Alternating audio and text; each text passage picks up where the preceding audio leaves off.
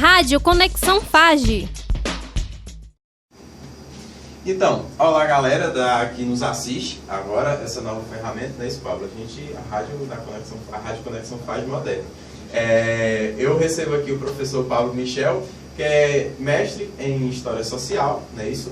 E a gente vai conversar hoje um pouco sobre a influência da cultura afrodescendente em nosso país. Eu começo falando, a gente teria um leque para falar sobre isso, mas eu começo tratando de política, falando da inserção desse nosso tema na sala de aula. Primeiro, agradeço o convite aqui. Aliás, agradeço a presença, agradeço por ter aceitado o meu convite. E então vamos lá, vamos de pedreira, não é isso? A primeira pergunta é a seguinte, muito se discute como até hoje a sociedade brasileira enfrenta essa relação com os negros, essa relação, essa admissão de que a cultura afrodescendente ela tem muita relevância para nós. Então eu pergunto para você, como você enxerga essa relação? Se existem políticas públicas para que ela, por exemplo, aconteça na sala de aula, se ela acontece desde o ensino fundamental até o ensino superior, se os profissionais estão preparados para isso, para inserir, para mostrar para os alunos, para quem está na sala de aula, a importância e a relevância da cultura afrodescendente no Brasil. Bom, obrigado pelo convite, né? Assim, a gente compartilha de uma cultura cheia de tabus. A gente tem uma série de tabus. E em se tratando sobre a herança africana no Brasil, esses tabus são ainda mais difíceis de transpor. Um dos primeiros tabus que a gente tem é o tabu do desconhecido em relação aos negros, principalmente as religiões de matriz africana. A gente taxa como, isso é macumba, isso é coisa do inimigo, isso é coisa, enfim, e aí taxa de uma série de questões. No final das contas, tudo que a gente faz é ignorar ou temer aquilo que nós não conhecemos, e é essa nossa atitude diante de práticas culturais relacionadas à matriz africana aqui no Brasil. E isso reflete no aspecto social, porque a gente vai construir uma cultura de repulsa às identidades negras no Brasil. E é por isso que as identidades negras no Brasil elas sofrem muito preconceito. Como é que isso está sendo combatido? Eu diria combatido entre aspas, porque a gente não chegou ao ideal. A gente tem uma orientação do MEC da inserção de assuntos relacionados aos assuntos de matriz africana, né? E aí a gente pode citar a construção social africana, as religiosidades africanas, as culturas construídas no Brasil por esses descendentes africanos, ou seja, existe uma orientação para que isso seja inserido em sala de aula. O problema é que o nosso livro didático ele não está pronto para isso. Apesar de algumas editoras já começarem a inserir esse tipo de assunto, ainda deixa muito a desejar. Porque ora é tratado de uma forma com um viés bastante eurocêntrico, e aí é uma grande crítica que eu faço para esse sistema educacional preconceituoso, é o seu eurocentrismo, ou trata os assuntos relacionados à África como uma coisa secundária, como um assunto paralelo que vai ser abordado de uma forma, enfim, não muito interessante. Isso vai se refletir na nossa sociedade. Nós temos uma sociedade muito preconceituosa. Tem uma historiadora chamada Lilian Moritz Schwartz, que no seu livro Espetáculo das Raças mostra uma pesquisa. 99% dos brasileiros dizem que não são preconceituosos. Mas ao ouvir a pergunta, você conhece alguém preconceituoso? 98% das pessoas disse conheço. É mais ou menos o seguinte, é como se eu dissesse, eu não sou preconceituoso, mas o Newton é. E aí quando alguém fosse perguntar ao Newton, você é preconceituoso? Eu não, mas o Pablo é. Entendeu? É mais ou menos isso. Nós não aceitamos o preconceito que existe em nós diante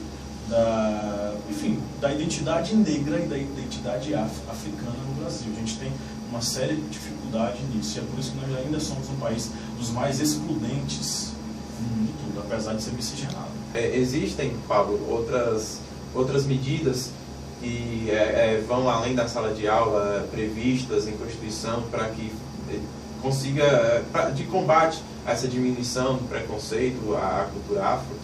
Olha, existe uma série de medidas de leis de afirmação identitária dos povos negros, né?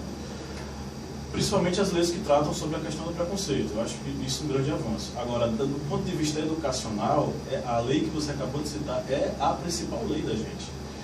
Agora, o que a gente vê no campo educacional são iniciativas bastante particulares. Aqui em Pernambuco nós temos uma herança africana fantástica.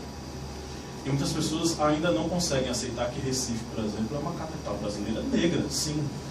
O que é o maracatu, se não for uma influência fortíssima dos negros africanos? O que é o frevo, se não for um exemplo de uma dança com caracteres bastante africanos, né? Ou seja, nós temos uma carga identitária cultural muito forte aqui em Pernambuco, que, diria eu, é muito pouco abordada, é muito pouco trabalhada. Claro que o maracatu, o frevo são patrimônios culturais do estado de Pernambuco, sim. Mas será que isso está sendo passado adiante através do processo educacional? Será que nós estamos dando, de fato, a relevância necessária para que os povos negros ali representados eles se manifestem, né? Eu tenho um amigo, e ele tratando em relação especificamente a Recife. Ele, negro, professor universitário, com cabelos longos e rastafari. Ele estava aqui em Petrolina, no encontro de história. E as pessoas perguntavam para ele se ele era de Salvador. Mas ele era de Recife. As pessoas diziam, não, mas em Recife não tem pessoas como você. Deu-se um rótulo. Pois é, um rótulo. Ou seja, a gente tem muito, mas muito preconceito em relação às heranças africanas. Olha, eu acredito que o prognóstico, do ponto de vista educacional, não é dos melhores. Mas eu acredito que as iniciativas particulares e os trabalhos de pesquisa relacionados às heranças africanas na sociedade, eles têm avançado de uma forma muito grande. Eu acredito que esse panorama tende a se modificar.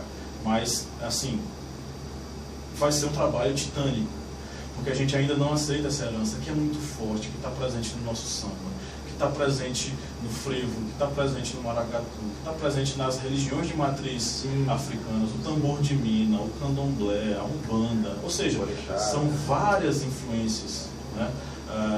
Só para encerrar, a questão você acabou de falar sobre os orixás. Os orixás ainda são considerados como demônios em nossa sociedade. Tanto que se você for para algum culto de alguma igreja neopentecostal, está lá alguém falando do Exu e dizendo que ele é um demônio. Mas na verdade os orixás são manifestações naturais, tipicamente de povos africanos, que são entidades religiosas que merecem respeito.